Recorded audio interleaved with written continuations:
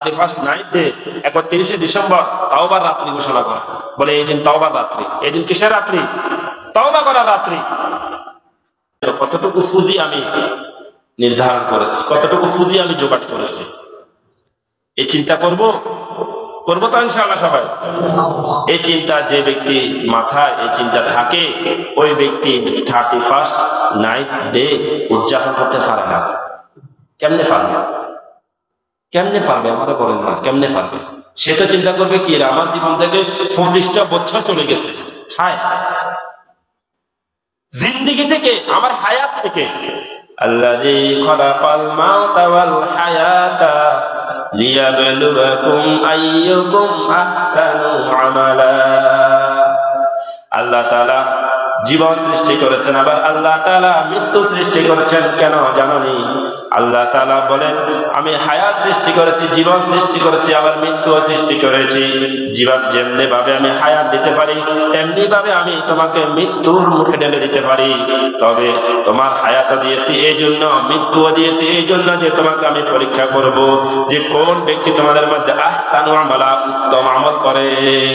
কে উত্তম আমল করে সেটা দেখার জন্য জীবন এবং মরণ উভয়টা আমার সৃষ্টি, আমি আল্লাহ তাআলা সৃষ্টি।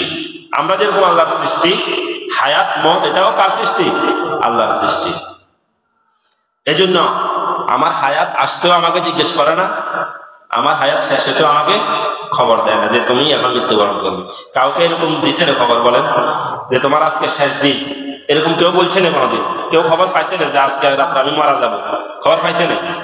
জীবনের শেষ নিঃশ্বাসটার মধ্যে সে আশা করে আমি বাঁচবো। আমি কি করব? আমি বাঁচতে চাই। জীবনের শেষ নিঃশ্বাস ত্যাগের আগ মুহূর্ত তার আশা থাকে আমি বাঁচতে চাই। তো যেহেতু হায়াত মওত কার সৃষ্টি?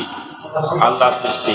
আমি চাইলেও কাউকে হায়াত জীবন দিতে পারবো না, আমি চাইলেও মৃত্যুও দিতে পারবো না, মৃত্যুর হাত থেকেও বাঁচতে পারবো না। পারবো না? বলেন পারবো না।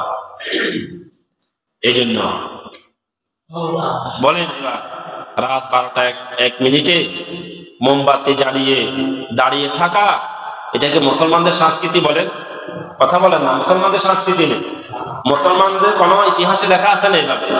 না, মুসলমানদের ইতিহাসে আছে তোমার জীবনের প্রত্যেকটা মুহূর্তকে তুমি হিসাবের মধ্যে নিয়ে আসো। তোমার জীবনের প্রতিটি মুহূর্ত নতুন দিনের আগে তুমি পিছনের জিন্দেগির জন্য তওবা করো। কি করো? তওবা করো।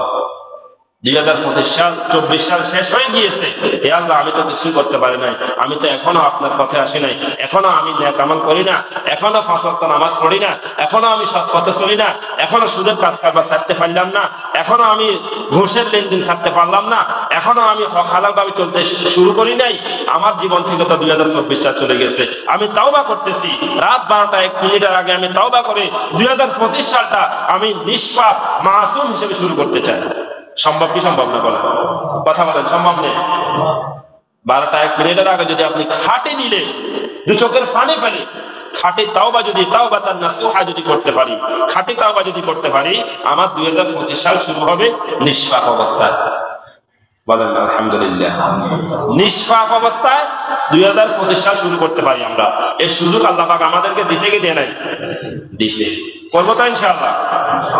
কিন্তু বিজাতীয় সংস্কৃতির কারণে আমাদের সন্তানরা যারা আজকে শহর বন্দরে 31 নাইট পালন করার জন্য বেশ্যার মতো সাজগোজ করে বেরিয়ে যাচ্ছে, এরা কার সন্তান? বলেন না, আমার আপনার সন্তান তো, মুসলমানের সন্তান তো।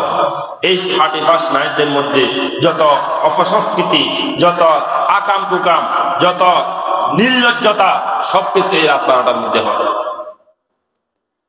হয় কি হয় না? বলেন, বিভিন্ন মিডিয়াতে খবর আসে কি আসে না? এটা তো হবার কথা ছিল না। মুসলমানদের হবার কথা ছিল রাত 12:01 আগে তাওবা করে নেওয়া। কি করে নেওয়া? তাওবা করে নেওয়া।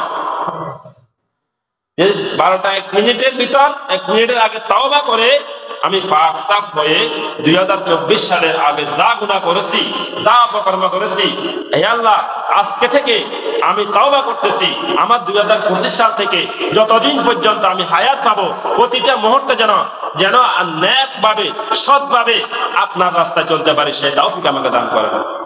এভাবে বলতে পারবো তো ইনশাআল্লাহ? এই সংস্কৃতিগুলা চালু করতে হবে।